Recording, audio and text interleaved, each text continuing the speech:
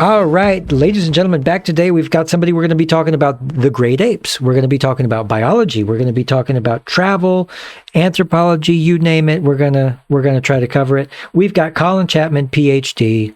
How are you today, sir? Doing great. Nice to be here talking to you. Nice to have you on. You know, I love animals. You are a PhD in biology and anthropology, a doubleheader there. You've spent time in Canada at McGill University, but you've also jumped around to Florida, to Harvard, to Uganda, and to China. Is that right? To name a few places. There's a few other places in there, like Costa Rica, St. Kitts, but Costa South Rica. Africa. So name them all. Let's name them. Come on, I'm writing them down. Couldn't do it. So worked in Costa Rica for 6 years. Oh wow! So what was your time down there like? I mean, you're eating lots of bananas, you're seeing lots of lemurs. What's it like?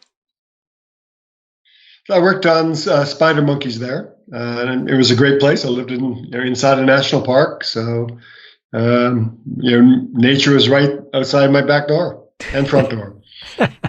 Any trouble with creepy crawlies or getting bit by a poisonous snake, anything like that? Scorpions a number of times, stepped on a lot of poisonous snakes, but I never got bitten. Oh. Well, you got to be fast. That's the thing. Yeah, exactly. Killer bees. Oh, killer bees. Interesting. What gave you the hardest time? Probably the bugs. The scorpions, you got to tuck your shoe in, right? You got to cover your shoe so they don't crawl in at night. Yeah. Probably the killer bees, actually. I jumped on a killer bee's nest. It was in a hollow tree. It was on the ground, and I jumped on top of it. So that wasn't a smart thing to do. I knew I was going to like talking to you.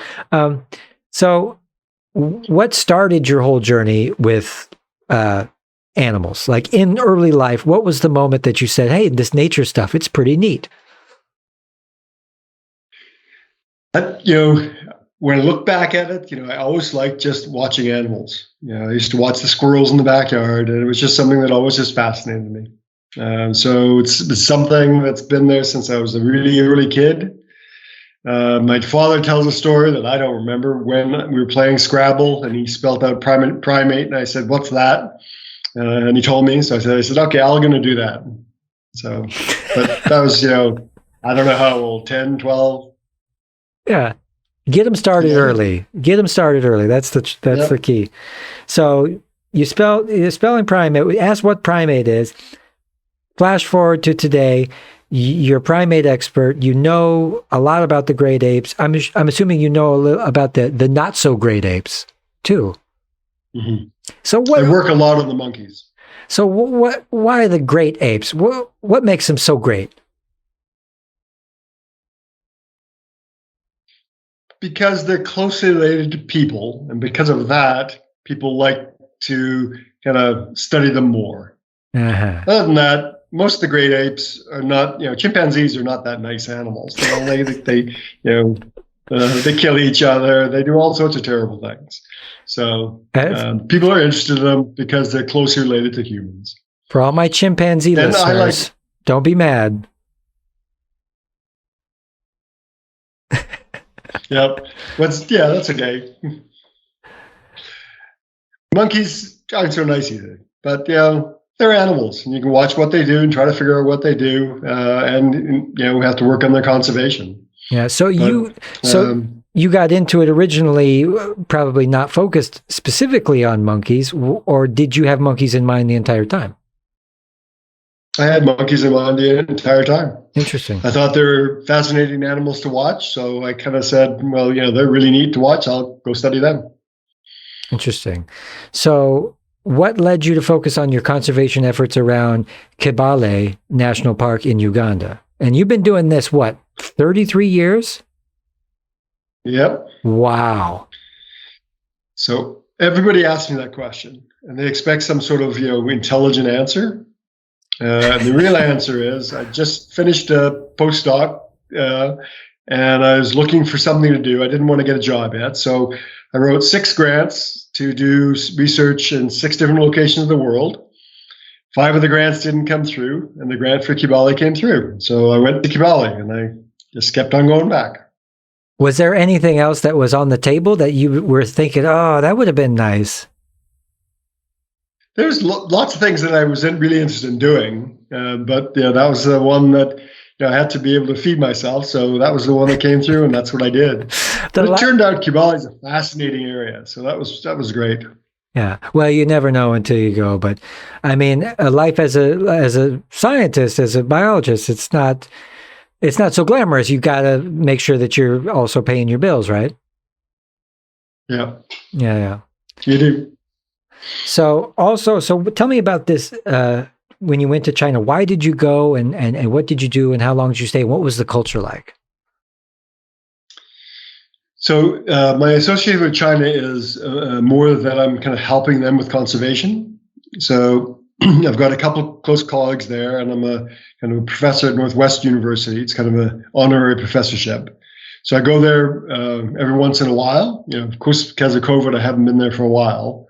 I'll be going there in August. And most of what I do is I basically help a lot of their students kind of design projects, get things organized, and do more of the supervision work, planning conservation projects. Hopefully in October, there'll be a big contingent from China coming over to Africa because they're interested in setting up, kind of helping us at the field station I work in there. So it's more of a organizational kind of supportive role. Can you make a comparison with the way science is done in China versus the way it's done in the West? There's a bunch of differences. One, they have a lot more money, which also facilitates things, which is nice. There's a little bit more of a hierarchy amongst the professors. So there's the very senior professors and junior professors. So there's a little bit more of a hierarchy. But things work really, really quite well. And they're really open to new ideas. And what I've been really pleased with is they really are making a big push for conservation. So it's, I think, changed in the last 10 or so years where conservation has become a priority.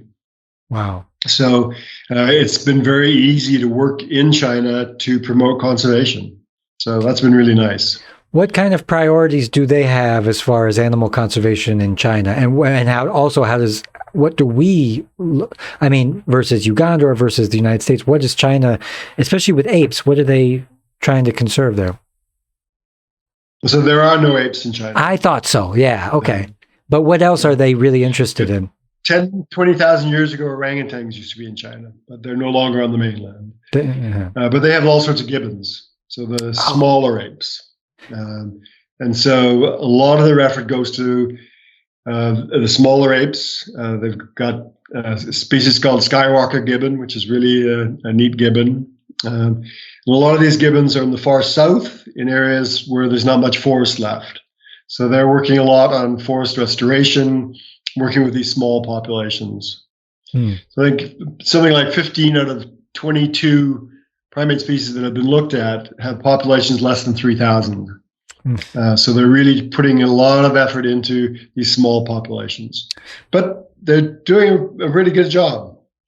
So as far as some of the main drivers that is forcing us to have to start talking about conservation, what are they? Is it human beings? Are we responsible for the decline in wildlife? Yeah, in almost every case, it's humans. For primates, the number one kind of factor driving them towards extinction or decreasing their numbers is the fact that we're cutting down their forests. Yeah. I'll kind of bring a big irony. We're always talking now about plant trees before store carbon, all this sort of stuff. Well, that's a good idea, but meanwhile we're cutting down tropical forests at a faster and faster rate every year. So we have to kind of protect the existing forests that are kind of in the tropics that are supporting the primates, and that's something that's a big challenge. So, and when you see this kind of thing, what stops you from becoming kind of misanthropic and saying that humanity is, how do you keep your calm when we're obviously kind of shooting ourselves in the foot ecologically? Do I keep my calm? I'm not sure. So far, so good. I haven't been locked up. Yeah. What the perspective I really took is, writing about these global issues and talking about global trends, but working locally. You can't be everywhere at once. So I've been working more in Kibale National Park in Uganda and really trying to put my efforts there. I have some things where I work globally. So I work with, or almost globally, Africa Wildlife Foundation. I'm on the board there. So I work in that sort of arena. I worked for National Geographic for 9 years. But I put a lot of my effort into locally. So I kind of believe that if everyone tries to do their little bit in their one little place, change will happen. Yeah. Yeah, that's the idea. And can you describe just a few of the projects or some of the things that you're doing to promote conservation in Uganda, down there in Kibale? Sure. I'll start with the academic side. The academic side, I've been trying to understand what controls or drives primate population numbers. Why do sometimes they go up, sometimes go down? That if I have that information, I could then guide management plans. But on the flip side of that, kind of the more active conservation, I'm working a lot on tropical forest reforestation. So how do you grow back forests? And working with groups that are planting trees and reforesting areas and seeing how well those areas are doing. But then, like most parks around in the tropics, the park is surrounded by high population density, up to 200 people per square kilometer. And that naturally puts a lot of pressure on the park. People want to extract resources. Even if you basically have all the food you need, well, we're not just satisfied with having the food we need. We also want a bicycle. We also want important things like putting our children to school. So I've done a lot of things to try to provide people with their kind of basic needs. So we established a clinic, which provides very much subsidized medical care to local communities. Then we shipped a mobile clinic from Canada over to Uganda, and that goes around to all the different villages providing medical care. Helps start the chimpanzee ecotourism site, which basically has lots of revenue, kind of goes to the local community. So those sorts of things. So when you say ecotourism in a way that's not intervening with sort of the ape's natural way, but can people still get a look at an ape? Yeah, you're basically almost guaranteed to be able to get close to one of the apes. Yeah, of course it does intervene. The apes probably don't like it that much. There is a possibility of disease transmission, but it's a trade-off. The idea is that the local people are getting something from the park, so that if they're getting something from the park, they're less likely to harm the park, take resources from the park. Yeah. Also, Uganda Wildlife Authority, which is the National Park Services, they get their income from those tourists. The majority of the income comes from tourism. So if you don't have tourists, you don't have money to pay park guards, you don't have money for the diesel, you can't do anything. Yeah. So there's all these kind of compromises. And a lot of conservation biologists kind of say, there shouldn't be any compromises. There has to be, in my mind. I mean, we have to figure out what are the acceptable ones. It's a matter of economics. As long as we live under an economic system that prioritizes that these people need to make money somehow, then they'll say, well, we'll grow palm oil if you won't let us do, monkey tourism. And that's just a sad state of affairs. And this is, again, why we can look at some horrible communist authority. China's actually can take the time to prioritize things that may be good, like for the greater good. And that's impressive for me. For all the bad talk about the communism and the authoritarianism, really, the science, I've heard a lot, very impressive.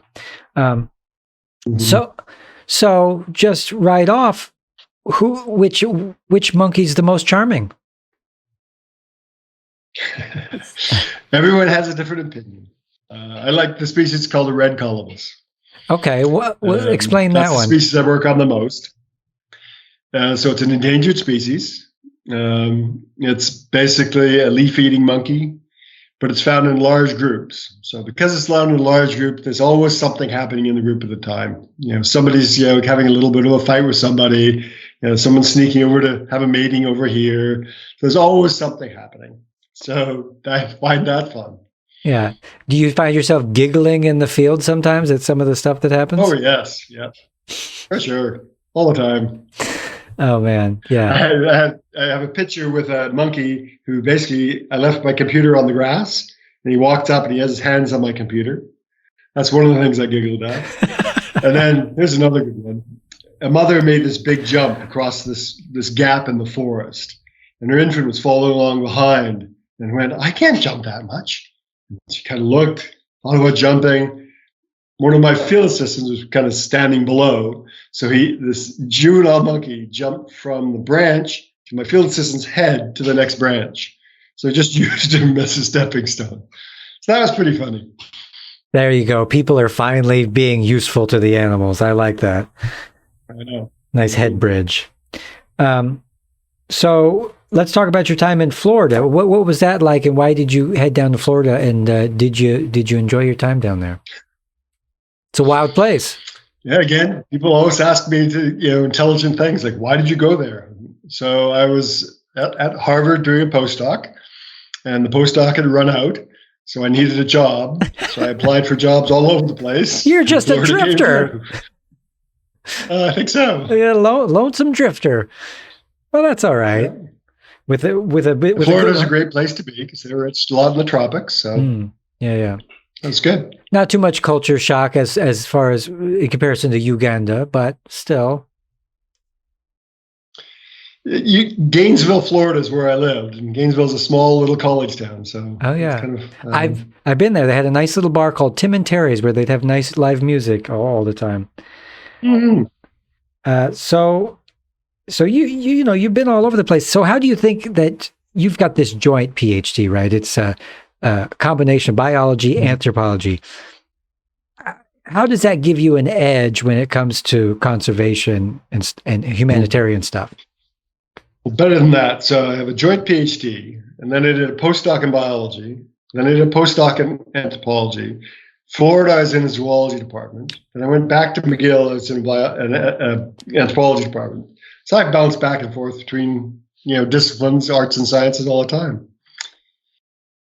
I actually think it has helped me, though, having the initial kind of exposure to cultural anthropologists. It really made me kind of appreciate the people side of things, the people side of conservation. The idea that you can't just kind of post guards outside of a forest and have it work. You have to work with the local community, and you have to understand that local community to make conservation work. So I think having both kind of fields in my background really helped me in that way. Yeah.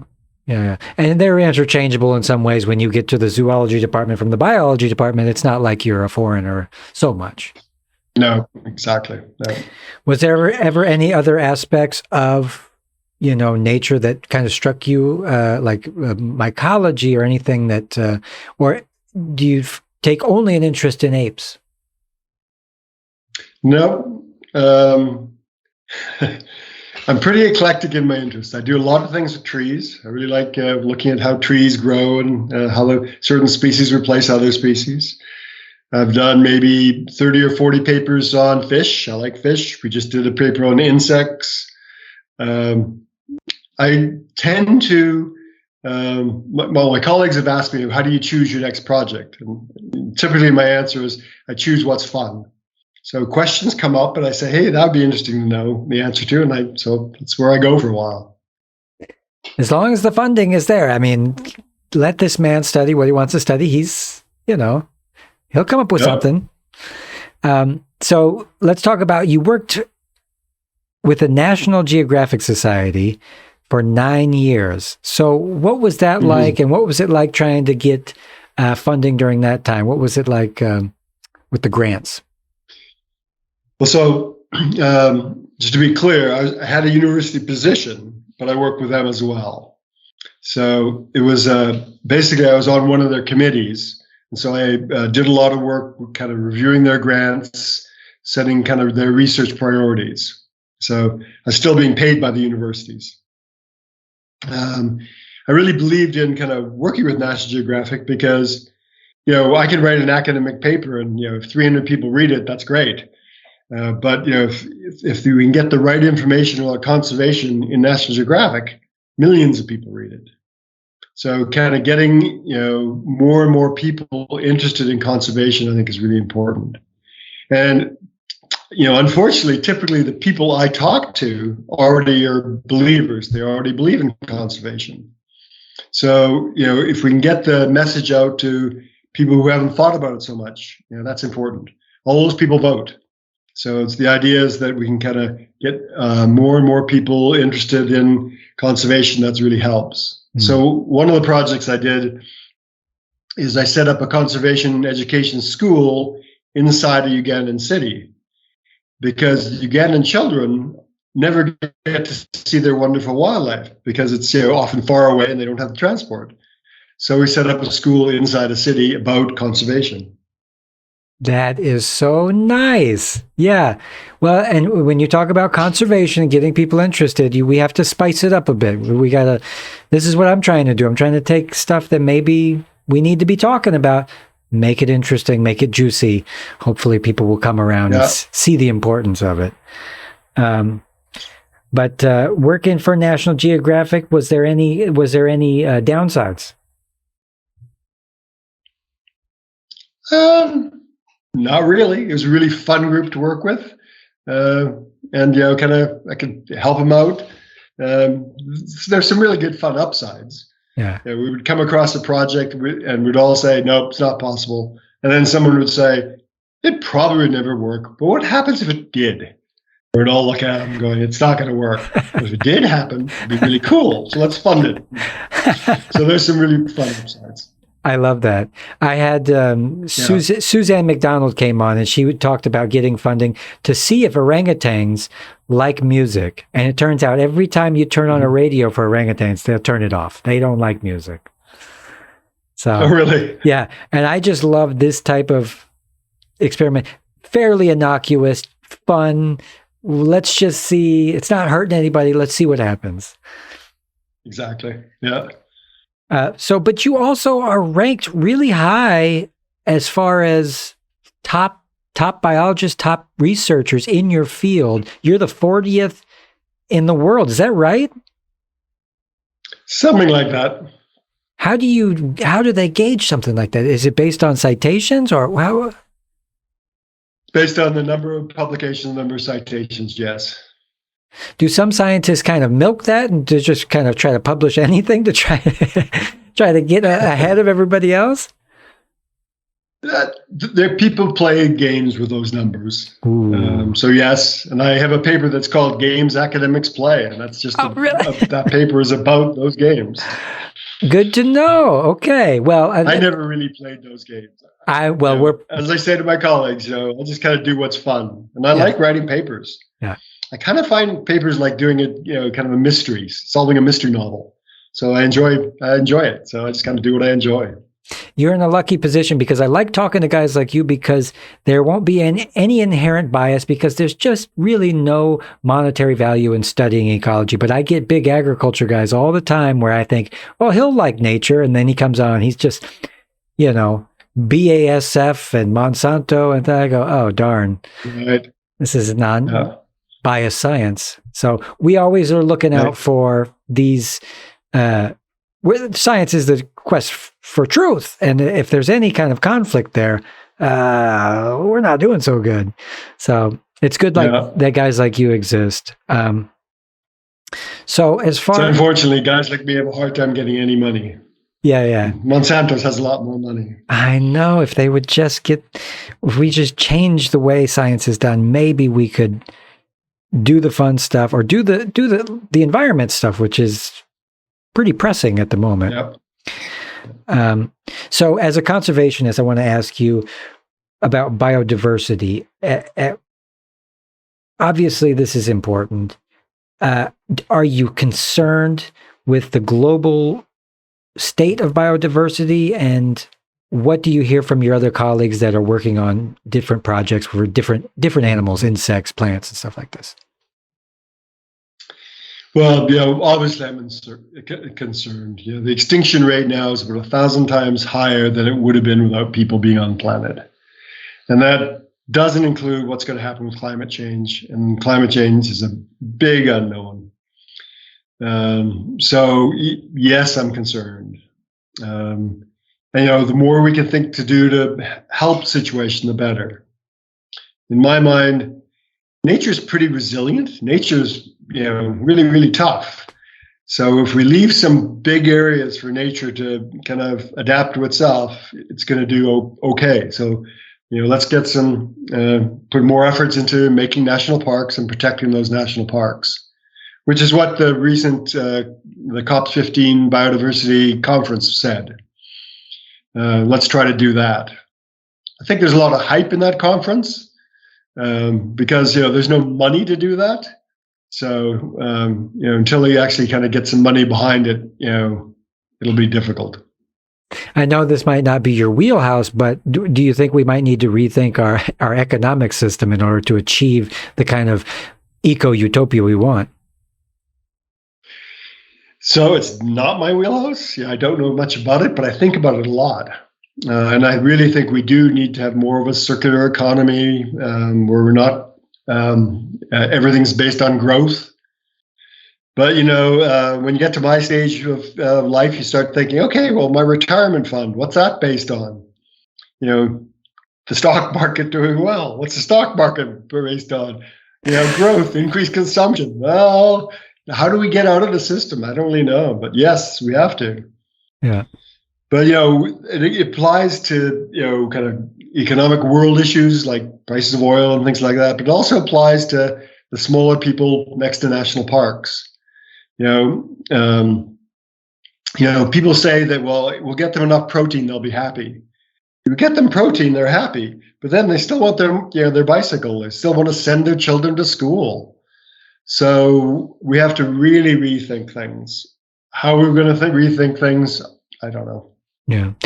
My guess is we'll be forced into it. We won't actually make the concessions that we want to make, and we'll end up just having to learn the hard way that, oh, there's no blank. I guess I can live without blank, Right.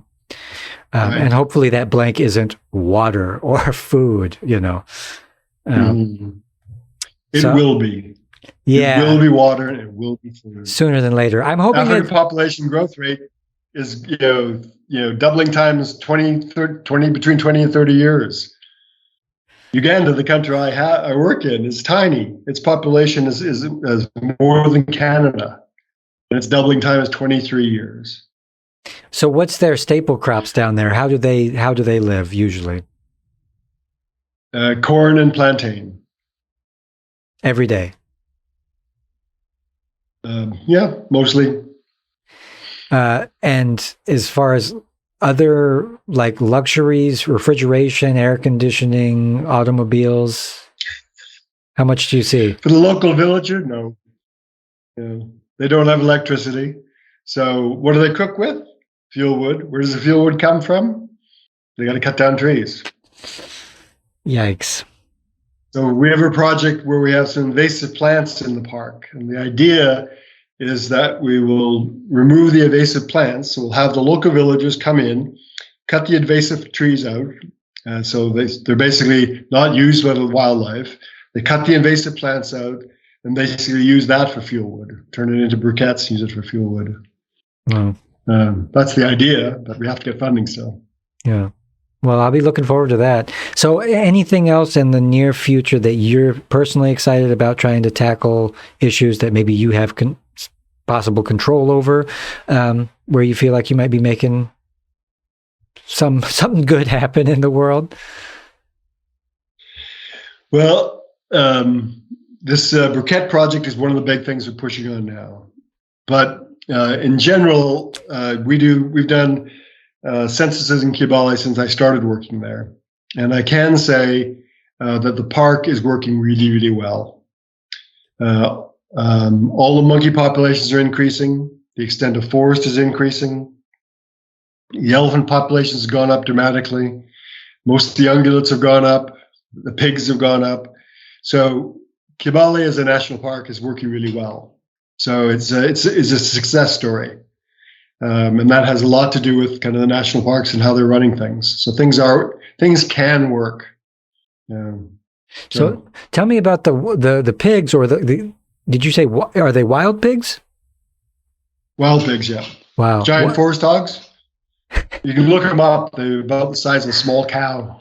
I will. I'm going to check that out. What else would you find in Uganda?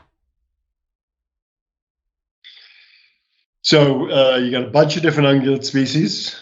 So Uganda is a mix. So it has savanna parks and forested parks. So you have chimpanzees and gorillas. Kibale has 13 species of monkeys. You have zebra, giraffe, buffalo, that sort of savanna animals. Kibale is a really beautiful and rich country. That sounds beautiful. I'd like to go to Africa one day. I've never been. I want to go, especially on the ticket, was go see the animals, of course. Mm-hmm. Yeah, well, I guess we'll leave it there, and we'll come back next time. We'll do it again. I'll ask you about gorillas and how, aren't they really shy in reality? They get habituated well. I haven't worked on gorillas, to tell you the truth. No. Okay. I guess I'll have to go down there and find out for myself. Invite one to dinner and see how he acts. Sure. Well, we're going to talk right after this, but I wanted to sign off. Colin Chapman, Ph.D. in biology, anthropology, zoology, you name it, he's done it. He's been everywhere in the world. An amazing human being working on conservation for all of us. Is there anything you want to add before we go? Yeah, one little thing, I think, everyone thinks that these are giant problems, which they are, but if we all do our little bit, we can hopefully make a difference. So don't get too depressed. Okay, I won't. I got my scotch out. I was going to drink a whole liter of scotch, but I'll wait and I'll go for a beer. Maintain a small amount of hope. But I thank you for coming on. Come back and do it again, okay? Sure. All right. Pleasure. Bye, everybody. See you next time.